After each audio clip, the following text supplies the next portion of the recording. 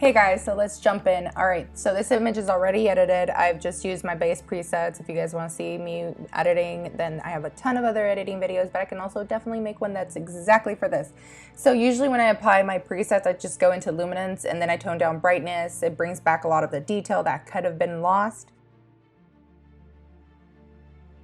Now we're going to be working with the kind of awkward askewness. You can do either an angle it and crop, or you can go down and actually transform it and use auto, and that kind of like lines up your lines. So I'm gonna actually not do that here. I'm gonna go into Photoshop and do it there because they have, you know, the crop and then content aware. So this one, it was too bright. Usually I like to have my sessions done around sunset or golden hour, which is usually 2 hours to an hour before, you know, the sun sets. But it was like a mini marathon kind of thing. So usually they'll be back to back, and now, you know, you kind of work with what you got, but we can still make beautiful images. So now we're in Photoshop. And like I said before, Photoshop is a bit easier. It allows you to fill the image. So when you crop, you just press content aware and you just kind of do it like that. And then anytime I do anything to the image, I do create a snapshot. That way I can go back and then re-edit if necessary. And all I'm doing now is I am placing my overlay and grabbing it from my desktop. Wherever you have your overlay, just go ahead and drag and drop. And then what it's gonna do is it's gonna drag it, it's gonna place it into your image, and then you go ahead and stretch it however you want. Now I do turn off the layer where it's placed, and then I kind of just press enter, and then it's there. Now all I'm doing is I'm brushing on and off where I need it. I'm going to go ahead and toggle back and forth from my white brush to my black brush, and white reveals and black conceals. So that's all we're doing. And then we're going in, we're gonna go really tightly into our subjects, and we're gonna paint around their hair, paint around everything that we need. And then from here, we're gonna go in and do some micro editing. So like I said before, make it as small as you need. Make it as realistic as possible. And if it kind of blends into the background, then what we're gonna do is later on we're gonna create a kind of mimicking of like the hair tone and stuff.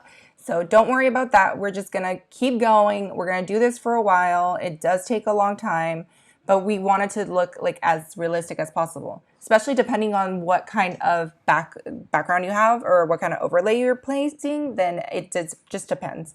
Now we're gonna add a bit of a blur on the overlay. So this is a Gaussian blur, and what we're gonna do is we're actually gonna remove it from the top portion of this image, just because naturally what happens as we look into the horizon is kind of faded because it is further away from our eye, but the clouds are actually pretty close to us. So we want that to kind of mimic, you know, realistic how things would be. And especially because in this image, as you can see, we see the horizon, but it is very blurred out depending on, you know, what kind of lens you're using. Now, all we need to do from here on out is tone the image, and then we're going to be doing some burning. Right now, we're just toning the image. So do whatever you want. You can do actions, you can do adjustments on your own. We are just trying to edit the image overall. I am only working right now on the clouds because I do want them to look more like fairy-like and, you know, kind of like fantasy. But as you can see, now I'm working on the overall image.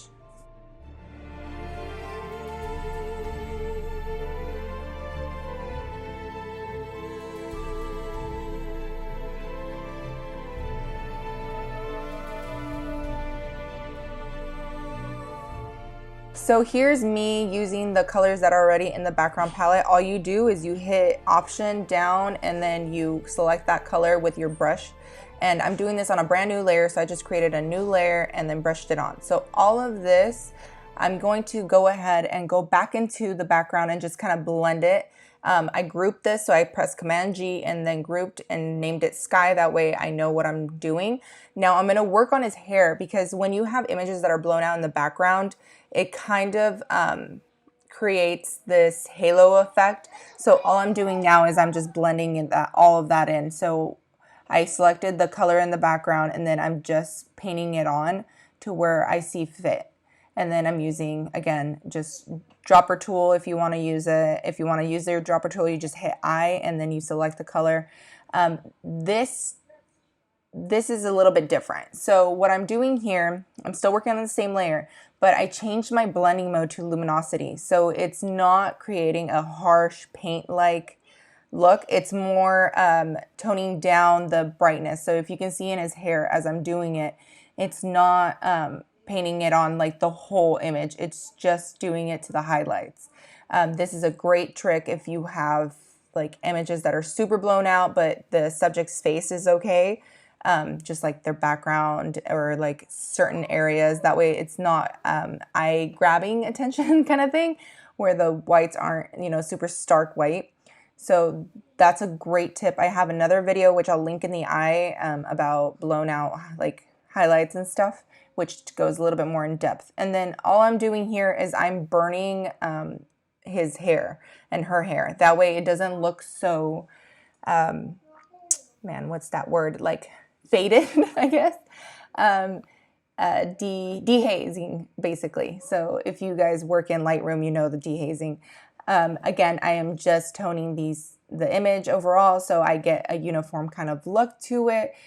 I'm just working on making this look as natural as possible. Obviously, the sky doesn't look natural, but we're trying, you know, to make it look somewhat natural.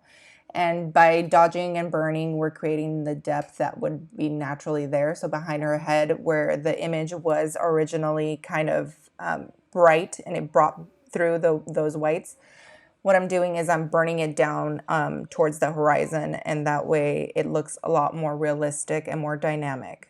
So again, now I'm just blurring. I flattened everything, started to blur.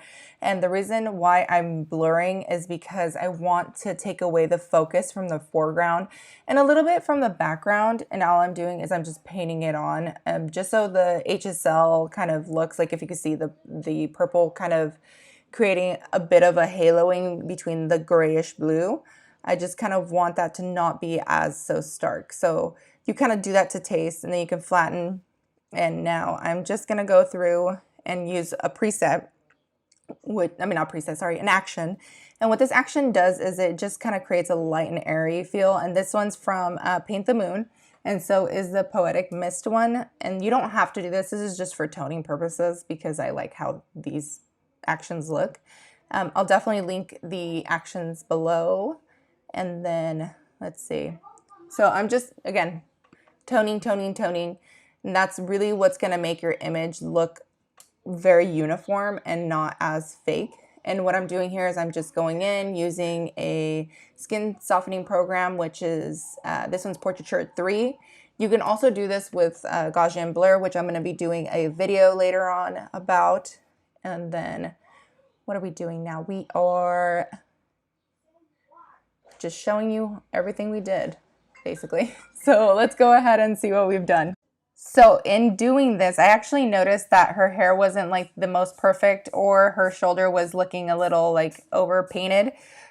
So what I'm doing here is, the good thing about having all those like history snapshots is that I can go back and I can undo what I did. And I fixed it, you know, I went back and yeah, here we are. It's before and after, and it looks way more dynamic to me. It definitely is more eye-catching, and yeah, that's it. I hope you guys learned something new, and I will talk to you soon. Bye!